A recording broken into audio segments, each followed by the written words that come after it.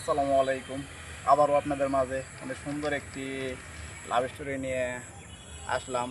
আজকের লাভ স্টোরিটি হলো গরিবের ভালোবাসা। তো আপনারা তো বুঝতেই আছেন আজকে লাভ স্টোরিটি অনেক ভালো হতে চলতেছে।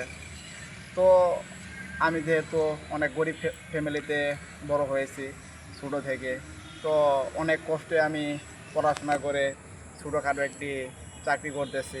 তো চাকরির সুবাদে আমি এখন শহরে থাকি।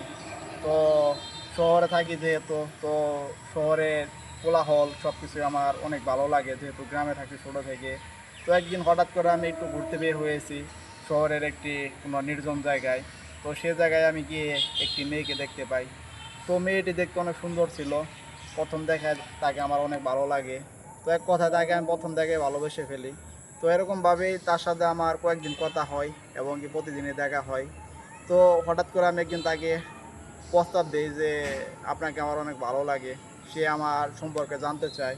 তো আমি সব কিছু বলি তাকে আমার সম্পর্কে, যে আমি অনেক গরিব ফ্যামিলিতে বড় হয়েছি, তো এখনও আমি স্ট্রাগল করতেছি। তো সব কিছু জেনে শুনে সে রাজি হয়ে যায় যে আচ্ছা, আমার কোনো সমস্যা নাই, আপনি তো ঠিক আছেন।